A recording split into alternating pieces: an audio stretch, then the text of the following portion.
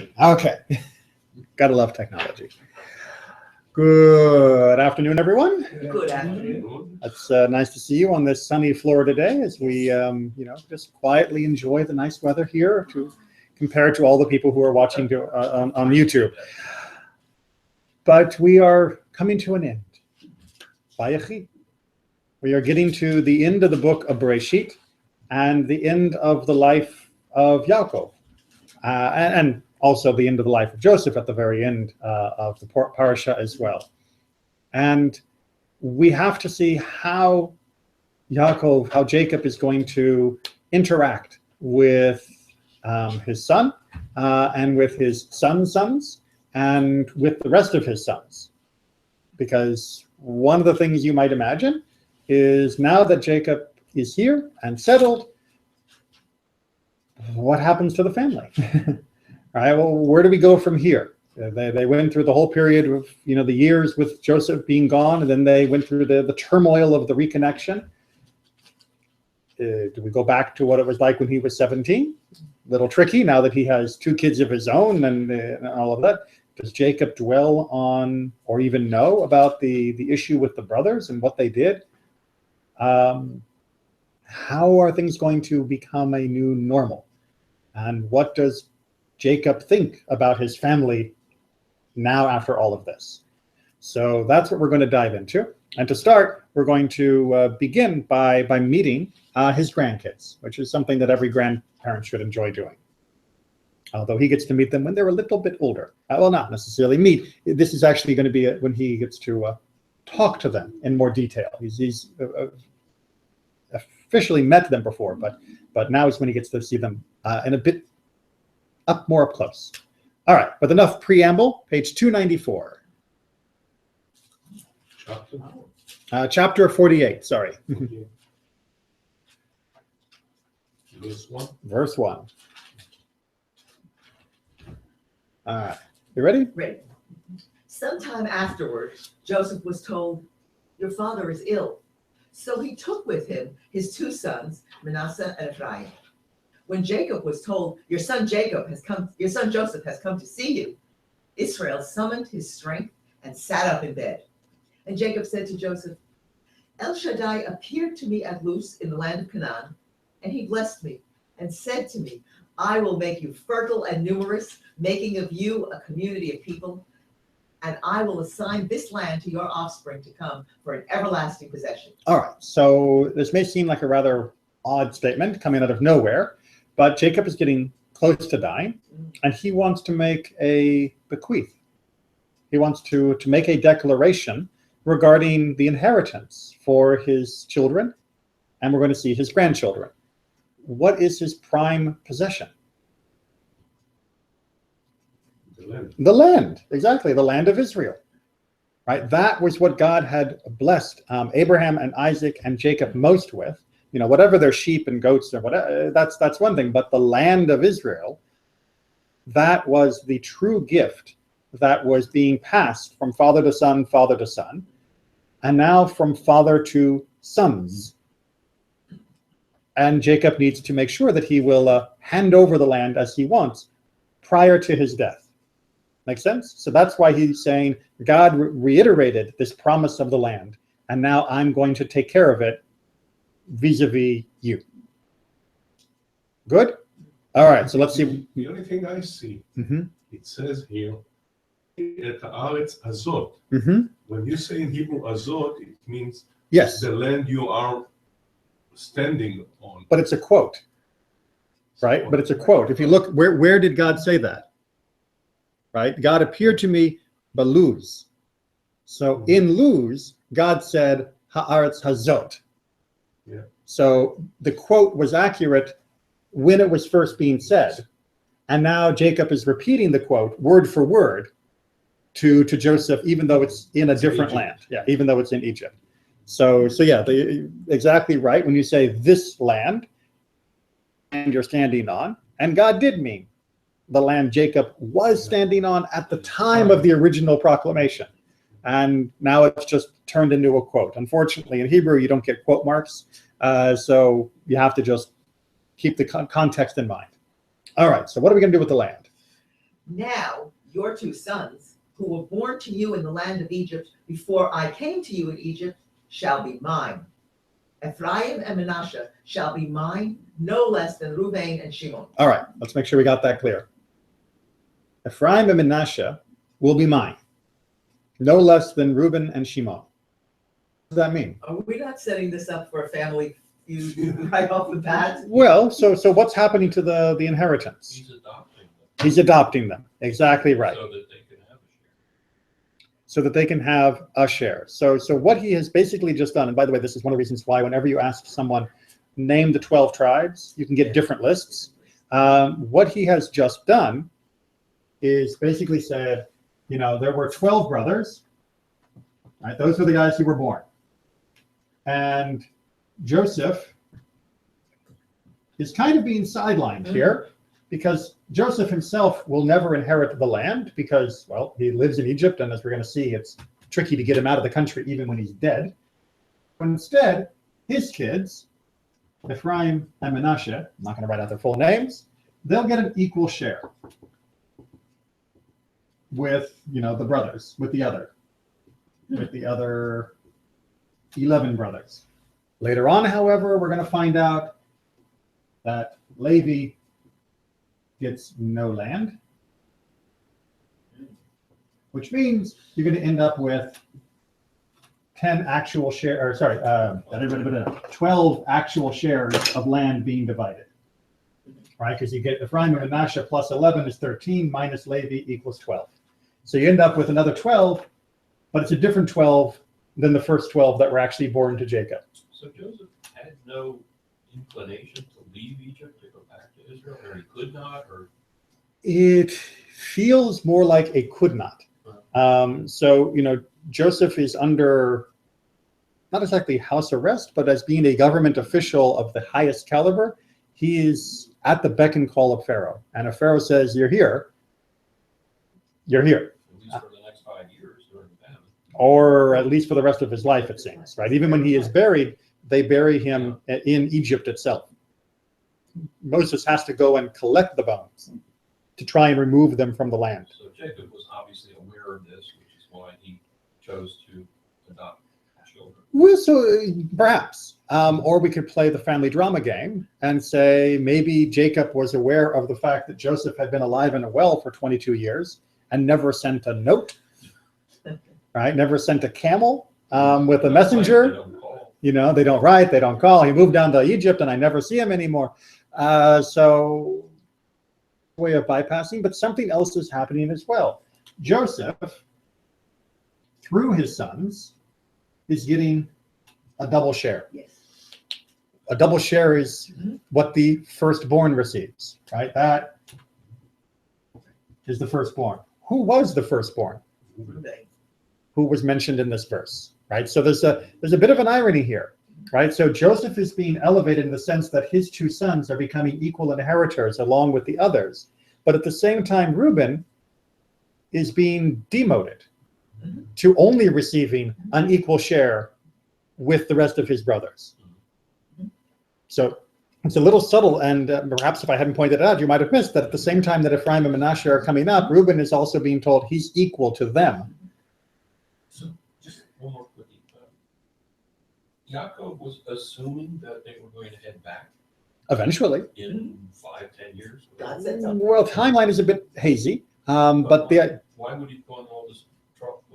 Oh, he had to pass on the inheritance. he had to do more than that. He had to pass on the inheritance before he died. Yeah. They had to be recognized legally as his sons, or else they wouldn't have a claim on the inheritance. Joseph would have had a claim of 1 share, and then Ephraim and Manasseh would have each had half of that. So Jacob has to do this before he dies. And indeed, to this day, inheritances that are given prior to death are much easier to arrange according to the wishes of the family than inheritance given after death, where people can fight over what was fair and what should have been, regardless of what mom or dad's wishes were. So really doing the right thing. He's setting his affairs in order. We can argue about whether or not Joseph should have been getting this pseudo-double portion or not, but that's what he got in the works. But in the same time that he's elevating these guys, specifically dropping Reuben down a notch. You know, Simeon. Why Simeon? Okay, so why Simeon? Simeon Well, was he the didn't. second. He was second born. But he wouldn't get it. So he wouldn't have gotten second. He wouldn't have gotten as well. But in order for it to be clear in the text that each of them was only receiving one share, then you couldn't say Reuben, because then Reuben might be implied he was getting a double share, and Ephraim and Manasseh together are getting a double share, and then everyone else would get equal shares of the remainder. By having Reuben and Shimon together, it's saying Reuben's going to get a share, Shimon's going to get a share, Ephraim's going to get a share, Manasseh's going to get a share, that they're equal across the board. No one's getting, the actual inheritors is getting a double share, but Joseph's line is kind of getting this bonus share, except for when we read the next line, anyone else born doesn't get in on the deal. And nobody has suggested, I suppose, that Jacob is saying to himself, you know, those brothers, they told me he was dead. They told me they saw him killed. Clearly, they didn't see him killed. So maybe I can give them a little. Oh, but it's reducing their share. It's only reducing their share. It's very little. By actually, hold on. Let me put the math together here. If there had only been the 12 brothers at the beginning, share, and everyone else would have gotten a single share, so they would have all gotten 1/13, and he would have gotten 2/13. But now, because once Levi's taken out of the mix, that everyone gets 1/12. In fact, everyone gets better except Reuben than before, because rather than getting 1/13, everybody's now getting 1/12. So actually doing this, the brothers except Reuben comes off better. Well, but he is elevating Joseph's son, his grandchildren, over the other brother's sons, who Oh, are absolutely. also his equal grandchildren. He's saying, no, these are coming up higher. They're going to get an inheritance. Absolutely right. Ah, Absolutely right. So there's definitely room for annoyance and for some fighting here. I just want to go ahead and finish off this paragraph, and then we're going to have to do a little jump. But progeny born to you after them shall be yours, instead of their brothers in their inheritance. Right. Basically meaning these guys, they're now my sons. Anybody else you give birth to, they're still yours. Right. But these guys are jumping over to my side of the family tree. They're being pushed up the notch, as you put it, on the family tree. But anyone else born, they're not getting another share. Just these two kids are getting another share. And that, again, works out very nicely, because that doubles the share that Joseph's line would have been receiving, giving him a pseudo firstborn share without actually giving Joseph the firstborn share, which was would have really annoyed everyone back in the rest of the brothers. That makes sense? So we go through a wonderful little scene where Ephraim and Manasseh get their blessing from their father, and where he switches hands, where he puts the right hand on the youngest and he puts the left hand on the oldest, even though that's backwards the way it's supposed to be. And we find out later that this is indeed going to be the two names that we bless all of our children with, or all of our sons with, for Shabbos or other blessings. So it's a wonderful episode. Please go through and read it. But we need to go to page 298, chapter 49, in order to hear what he's going to say to his whole family now that he's getting ready to pass. And Jacob called his sons and said, come together, that I may tell you what is to befall you in days to come. All right. Now, you may remember, Jacob knows what it's like to go through the scene where the children are at the bed of the dying father. That kind of began Jacob's whole interesting portion of his life, right? When he tricked Isaac and all of that. Now he's the one in the bed. Now he's the one who's dying, and he has gathered his sons together, and he's going to give a few words to each of them. Okay. Oh, boy. Assemble and hearken, O sons of Jacob, hearken to Israel your father. Reuben, you are my firstborn, my might and first fruit of my vigor, exceeding in rank and exceeding in honor. Ah, nice, right? That's some nice praise. Thanks, Dad. I'm your firstborn. Yes, even though I'm getting ripped off. Wait, why? Unstable as water, you shall excel no longer. For when you mounted your father's bed, you brought disgrace. My couch he mounted. Huh? What? Did he do something with one of Jacob's handmaidens? Yeah. So that's where we're going to go. Oh boy. Okay, because this treatment of Reuben is very odd unless we understand a little bit more of the backstory. And this comes back in chapter 35. But we're seeing the full implications of it here, which is Jacob, even on his deathbed, is still referring back to this incident that took place with Bilhah, that took place with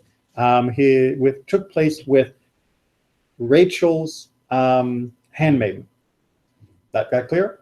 Okay, so if you read the little summary from Chronicles, it's a little bit more explicit. Is that on the handout? That's on the handout, yes. And the sons of Reuben, the firstborn of Israel, for he was the firstborn, but for he defiled his father's couch, his birthright was given unto the sons of Joseph, the son of Israel, yet not so that he was to be reckoned in the genealogy as firstborn. All right, so that's really awkward English. I tried to put some punctuation in, but it's what they're saying is he was the firstborn. His birthright was taken and given to the sons of Joseph, which is what we just saw happening in chapter 48. But yes, he is still considered to be the firstborn. Right? So we're not going to not call him firstborn, but you do have to understand that he didn't get the firstborn's due because of what he did. And what did he do? Well, they defiled his father's couch. Is that like, he spilt spaghetti there? I mean, yeah, okay. So what does it actually say in Genesis? Reuben went and lay with Bilhah, his father's concubine, and Israel found out. Right, and this is Israel meaning Jacob, right? So he went and slept with his dad's concubine. Seems to be what the Torah is saying, right? Maybe. Why would you sleep with your dad's concubine? I mean, apart from just you were feeling romantic. We actually have lots of different stories throughout the Tanakh of sons sleeping with their father's concubines. I shouldn't say lots. I mean, stories on this, but it was common in particular circumstances. For example, Absalom said to Ahithophel, "Give us your advice. What should we do?" All right, so Absalom, you may remember, was one of the favored sons of King David, who had a revolution. He overthrew David and proclaimed himself king. David had a real troubled relationship with his sons, and Absalom was one of those who tried to overthrow him. And so he goes and he asks your advice to one of his advisors. All right, so I've declared myself king. I've kicked dad out. What should I do next? Ahithophel said, "Sleep with your father's concubines, whom he left to take care of the palace. Then all Israel will hear that you have made yourself obnoxious to your father, and the hands of everyone with you will be more resolute." All right, sage political advice. It's what we call nailing your colors to the mast, right? You know the phrase, nailing your colors to the mast? It's a British naval phrase, right? You put your colors up, your flag up. You need to retreat, or if you need to hide, or if you need to surrender, you pull them down and you put up another flag or whatever. If you nail your colors to the mast, there's no backing down, right? There's no backing down. So what is the advice? Go and sleep with your dad's concubines, because once you've done that, there's no going back. Exactly. Your dad will never forgive you once you do that. And that means the other people will know you really mean it. And if they believe you're really in it, they'll stand by you as well. Because if they think that you may back out at the last minute and suddenly go to your dad and go, "Oh, I'm so sorry, I had this revolution against you," and your dad may forgive you, the rest of them are probably still going to get the chop, because the prince may be forgiven, but all of the underlings who supported him are probably going to be executed. So if you do something that shows everyone else that you have as much to lose by making peace as they do, they'll fight harder on your behalf because they're not going to be worried that you're going to chicken out at the last second. So sleeping with your dad's concubines was a way of marking your claim, of being deliberately obnoxious, of making a statement of, "I'm in charge here." To go to biology, it's being the alpha dog, right? It's the alpha male. I'm the leader of the pack, and the breeding females are mine. I mean, it's really a very brutal, very political, and not even necessarily sexual activity. At least that was how it was portrayed with Absalom doing it. But do we then believe that Reuben was sleeping with Bilhah for the same reasons? Was Reuben challenging his father for supremacy of the tribes? We don't really seem to get much evidence of that. I mean, this happens, and he is sort of castigated for it, or at least something happens. We're going to see there's more doubt about what he actually did. But he's still there in the list. He's still called the firstborn. He still receives an inheritance. He may get a little finger wagging, but he's not executed. So what was he doing? All right, so first we're going to get two texts that should be rather unusual to you. The first one's taken from the Book of Jubilees. The Book of Jubilees is non-canonical late antiquity writings. What that means is this was written around the year 100, 200 BCE, but it is not considered to be part of the Bible. It is not in the Tanakh. It was definitely written by Jewish authors, but it was not considered to be divinely inspired, revealed, or to have the gushpanka of authority within the Jewish world. But it definitely echoes many of the ideas in certain ways of other Jewish thinking.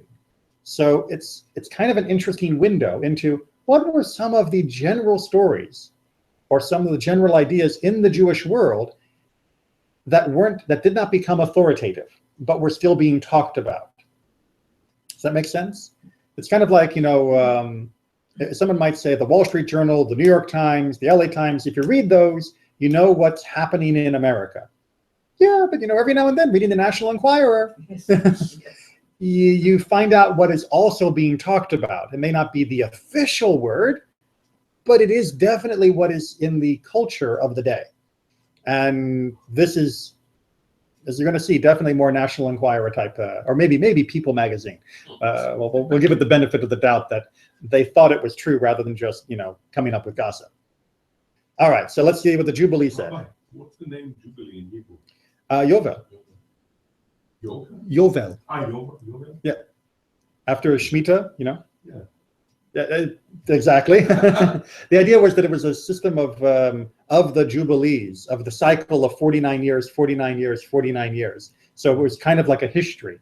But it has their own, I don't really want to say midrash because it's not official, but their own stories that went along with other parts of the Torah.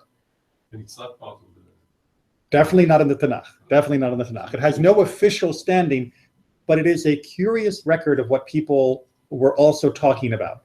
And it's also interesting not just to see what's not in the Tanakh, but also what didn't make the cut for the Hachamim, for the sages. When we wrote Mishnah, when we wrote Midrash, when we wrote the Talmud, there are some things that are in Jubilees that kind of come in, but a lot of it is just abandoned. So we're going to see. Actually, we're going to contrast the front page with the back page. The front page is Jubilees, and then we're going to see the Testament of Reuben, which is another non-canonical, non-Tanakh work from the same time period, what they thought happened between Reuben and Bilhah, and then we're going to turn the page, don't do it, then we're going to turn the page, and we're going to see what the sages, the Midrash and the Talmud and other rabbinic sources said happened between Reuben and Bilhah. And Reuben saw Bilhah, Rachel's maid, the concubine of his father, bathing in water in a secret place, and he loved her. All right, it's a problem, right? This may sound rather familiar. It's kind of a take of David and Bathsheba. He sees her, she's out bathing, and what the eye sees, the heart wants. Now, she's bathing in a secret place. She's not that out there. Yeah, she's not just like, But he's having... going to look. Yeah, exactly. She's not having her bath in the middle of the town square, right? She's doing what she should do. He's doing what he shouldn't do. Right. And he hid himself at night. And he entered the house of Bilhah, and he lay with her. And she awoke and discovered that it was Reuben. Right. So house maybe it was a tent, maybe not necessarily a house, but the idea that there would be separate dwellings for each of the women is a fairly normal idea in this classical period. Right, you'd have one tent for Leah, one tent for Bilhah, one tent for Zilpah, and Jacob would visit them, as was his husbandly duties. Well, some guy coming in the middle of the night, she obviously thought that it was Jacob, and then it wasn't. If that sounds familiar, this is also a redo of how Jacob was tricked by Leah. So there's this, definitely when the author of the book of Jubilees knew the Torah, because he is constantly reworking some of the other themes and stories into his own narrative. And she was ashamed because of him, and released her hand from him, and he fled. And she lamented because of this thing exceedingly, and did not tell it to anyone. And when Jacob returned and sought her, she said unto him, I am not clean for you, for I have been defiled as regards to you. For Reuben has defiled me. All right, so in a technical and full case of adultery, which this isn't because she was forced unknowingly, but in a regular case of adultery, where a woman knowingly has relations with someone other than her husband, she is then, according to Jewish law, forbidden to both the husband and the person that she was with. So if there's no proof to actually execute her and her lover, she is nevertheless, and the lover are forbidden to each other, and she is also forbidden to her husband. So that's what she's saying here. She's basically saying, I can't sleep with you anymore because he slept with me. And Jacob was exceedingly angry with Reuben. As you might expect. And Jacob did not approach her again, because Reuben had defiled her. And as for any man who uncovers his father's skirt, his deed is wicked exceedingly, for he is abominable before the Lord. The Book of Jubilees loves to give like little sermons. So that's sort of normal terminology for them. They like to really preach, sins and wickedness. But we're left with the question then, which is, well, wait a minute. If Reuben really did just rape his father's concubine, which is both adultery and rape, at the same time, why is he still on the list? How? Because look at how bad this is. Keep reading. For there is no atonement forever to atone for the man who committed this, but he is to be put to death and slain and stoned with stones and rooted out from the midst of the people of our God. For to no man who does so in Israel is it permitted to remain alive a single day on earth, for he is abominable and unclean. So wait a minute. Yeah. But Reuben, right? We saw back in 35, Reuben went, he lay, and Israel found out. And then life goes on. But Jubilee seems to think that Reuben should have been killed. However, it has its own built-in explanation. And let them not say, to Reuben was granted life and forgiveness after he had lain with his father's concubine, and to her also, though she had a husband, and her husband Jacob, his father, was still alive. For until that time, there had not been revealed the ordinance and law and judgment and law in its completeness for all. But in your days, it has been revealed as a law of seasons and of days and an everlasting law for the everlasting generations. All right, so Jubilee says the only reason why Reuben got off light is because we didn't get the full Torah yet. But if we'd had that full Torah, then man, he would have been dead. The book would be thrown on him. The book would have been thrown, and it would have been a bigger book because they would have had more laws. Well, it's an interesting idea. You can maybe begin to see why the Book of Jubilees didn't make the cut. All this talk of no atonement, we don't like those kinds of wording too much. Also, the idea that the law was coming in more revelation later, and that maybe our ancestors were actually bad people by our standards, not something that we would really in mainstream Judaism entertain, right? To say that if Reuben been alive today, he would have been executed. But because he was born before the Torah, he got off easy. Well, yeah, but the Torah, even though it does shake a finger at him as being unstable in water and all of that, and even though he does sort of get that demotion and not get the double share, the Torah itself, which is the fullness of the law, doesn't really say Reuben was horrible and should have died, but the Torah hadn't been given. So it's kind of an interesting answer, but it still feels rather inadequate for explaining why the Torah doesn't deal more harshly with Reuben himself, because after all, his episode is contained in the Torah, in the fullness of the law. So you would think the Torah maybe would have put a footnote that said, oh, by the way, the only reason he didn't get killed is because I hadn't been written yet. But we don't get that.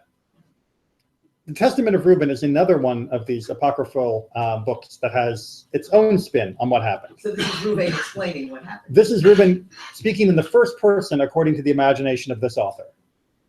Pay no heed to the face of a woman, nor associate with another man's wife, nor meddle with the affairs of womankind. Right, this is the advice he gives.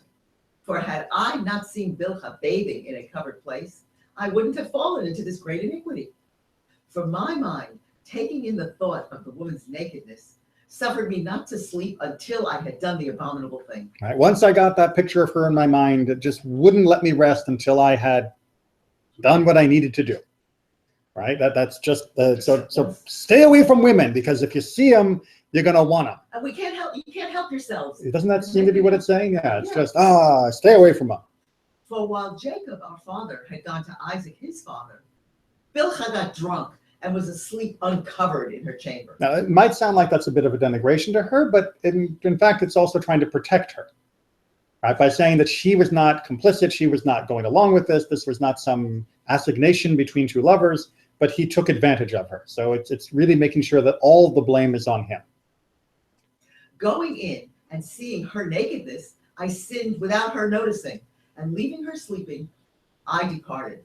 Then an angel of God revealed it to my father, and he came and mourned over me and touched her no more. So again, like many of these other books, the idea of cleanliness and uncleanness and defilement is heavy in the Testament of Reuben, and I can't touch her anymore, even though she was raped. She wasn't actually an adulteress, so that's a different standard than what the Torah itself says.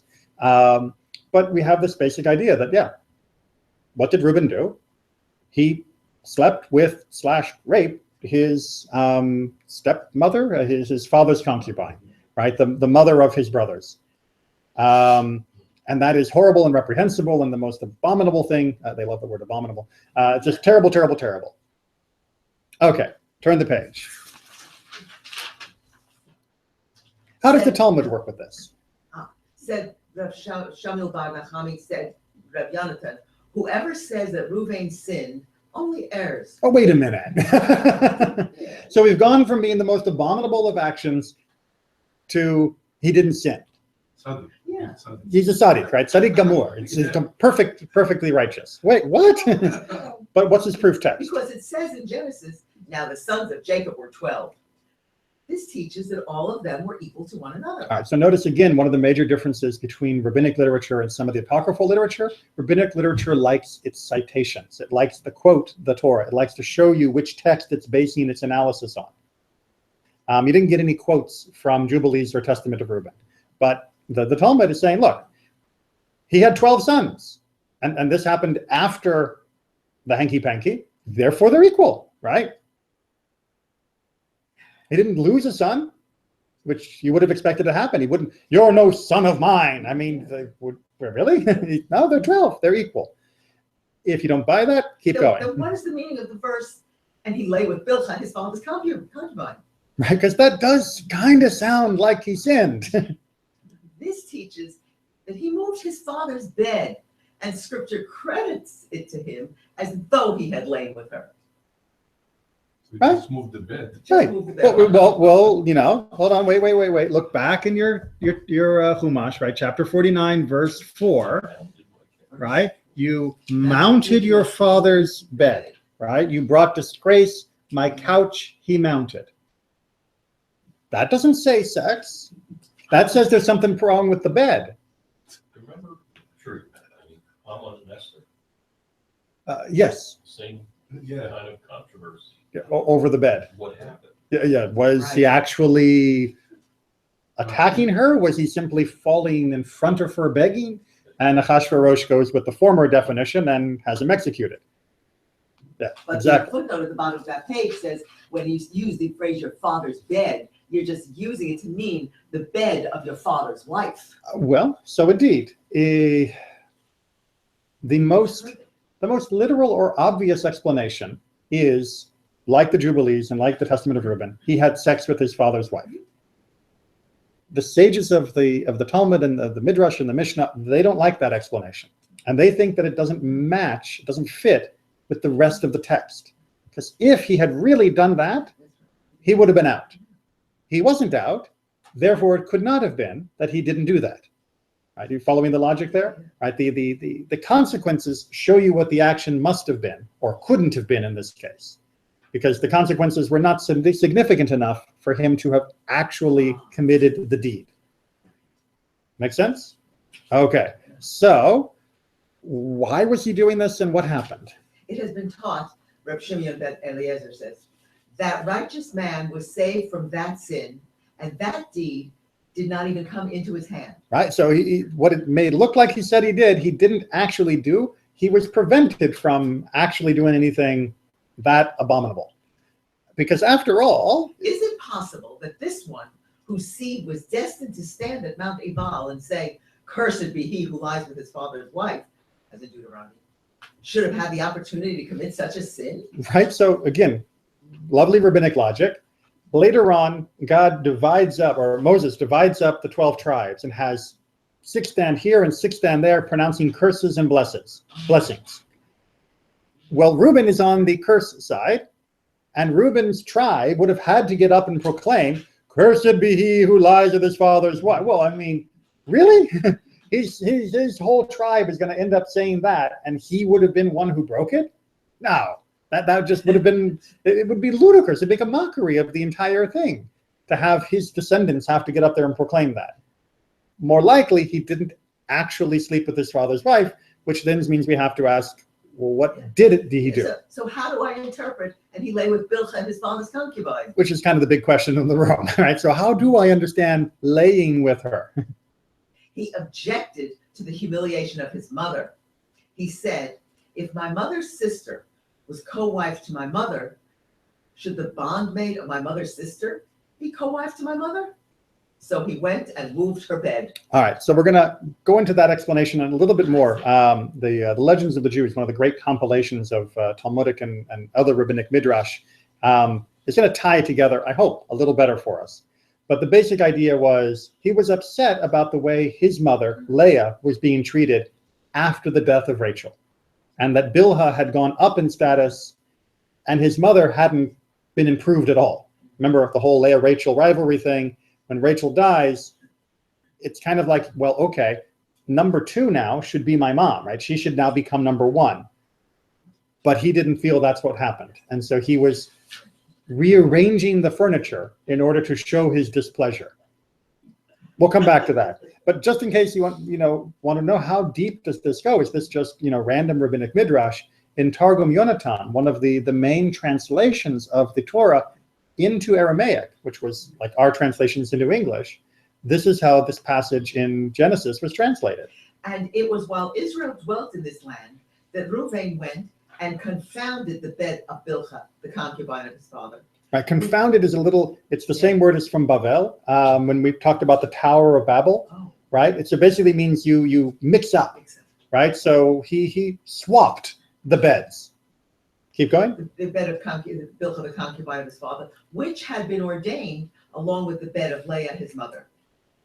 And this is reputed with regard to him as if he had lain with her. Right, so rather than actually sleeping with her, both the Targum as well as the Talmud is saying he moved his father's bed as a way of chastising his father, of trying to protect his mother's honor. But by messing with your father's bed, by messing with the bed of the concubines of your father, you might as well have slept with her. Right? So sleeping with her is a hyperbole to show how serious interfering with the marital affairs of your parents are, not an actual literal act. And the way we know that it's only hyperbole is because the consequences do not match a literal reading of what would have been necessary had he actually slept with Bilhah. Right? So you've got 2 ways when you read something shocking in the Torah. You can either assume that it means exactly what you think it means, and therefore you look for the consequences to back it up. Or if the consequences don't back it up, assume that it doesn't mean what you literally thought it meant, and that there must be some other thing it really means, and this was stated for emphasis purposes, for hyperbole, for drawing your attention to something that otherwise you might not have thought was so serious. I mean, after all, why can't I go and complain to my dad that he's not treating my mom right? Because you're his son. It's not your place to go and mess with how your father sleeps with the women in his life that he was, in this particular case, because of polygamy, allowed to be with. It's one thing to say, you're sinning if you're committing adultery. It's another thing to simply say, Dad's going to pick who he wants to be with, and I am his son. I'm not allowed to be angry with that and to embarrass him or cause trouble and strife in the marriage of my parents. Make sense? Maybe? Because you do have a loyalty to your mother, and you don't want to see her mistreated like that or put in second place. I can see how you'd be tempted at least to do something. And so that's the question. Is she actually being mistreated? Is this Jacob committing a sin, an avera against her? Or is this Jacob not doing what Reuben wants, but Reuben doesn't have the right to force his dad to do what he wants vis-a-vis his mom? And the next passage, which, as I said, comes from the Legends of the Jews, tries to put together the narrative a little more tightly. Lifetime, her couch had always stood in the tent of Jacob. Right. Basically, she was default woman that he was with in the evening, and he would, yes, have to perform his duties with the other women, but Rachel was his preferred partner. After her death, he ordered the couch of Bilhah to be brought in.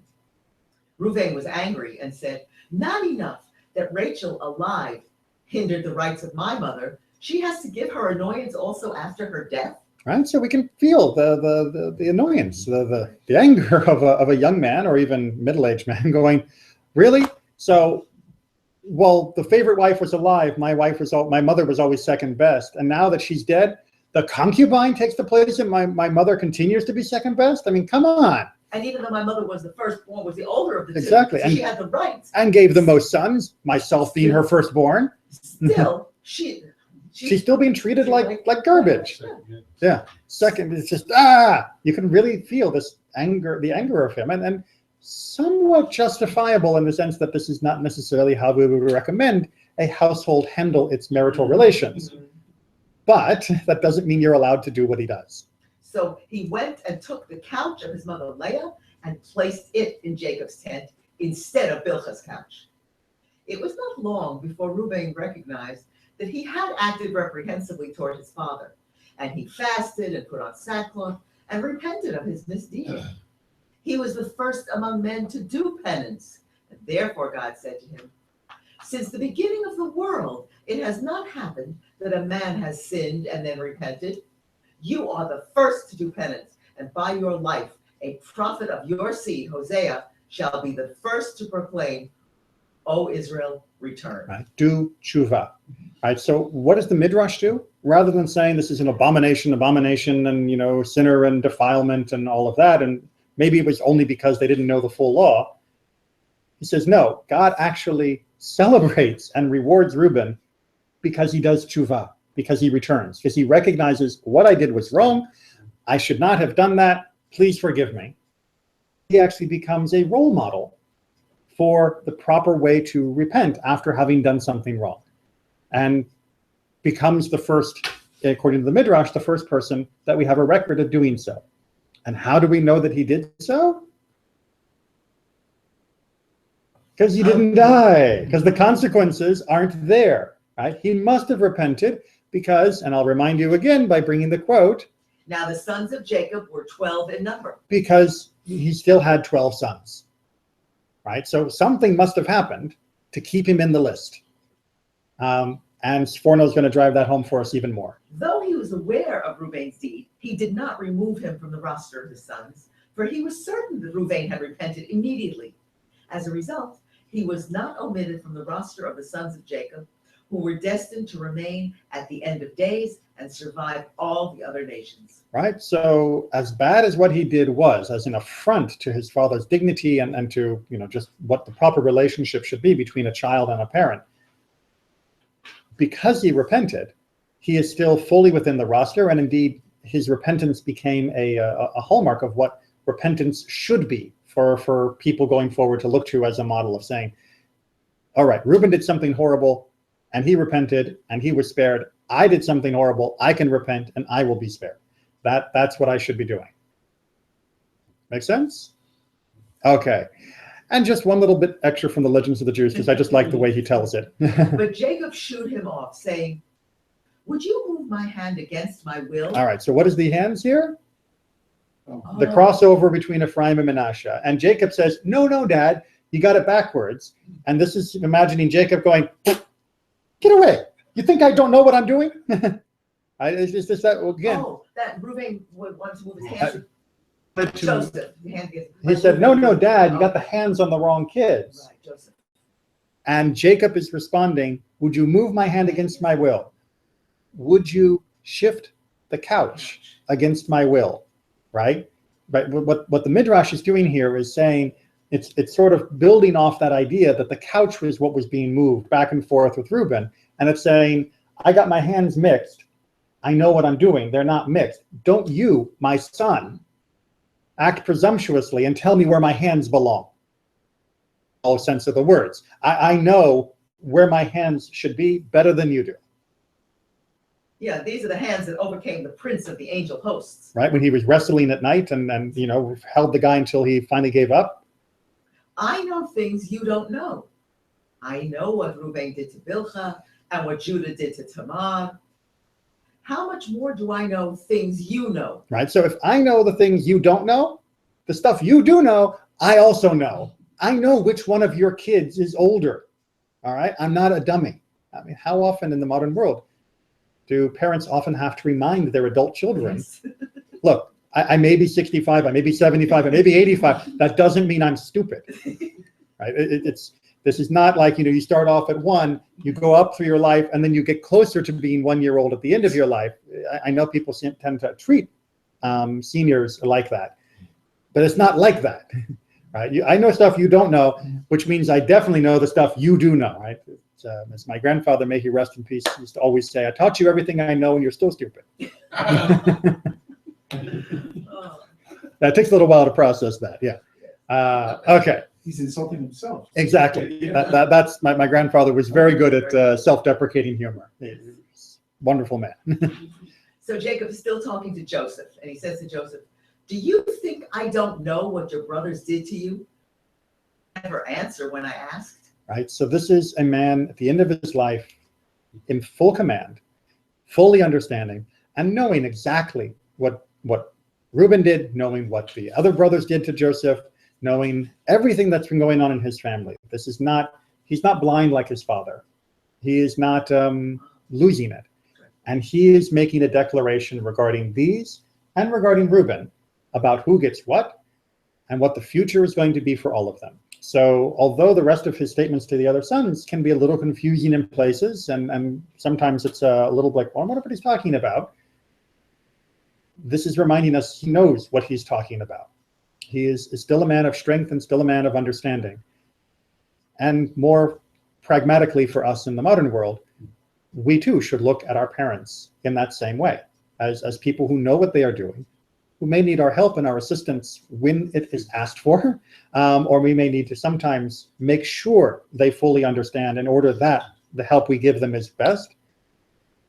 Treat them as though they are the people they are, people who have wrestled with the prince, you know, the prince of the heavens, people who have overcome Lavan the Aramean, and that is who Joseph is even up to the end. So don't go around swapping things thinking you know better. Good.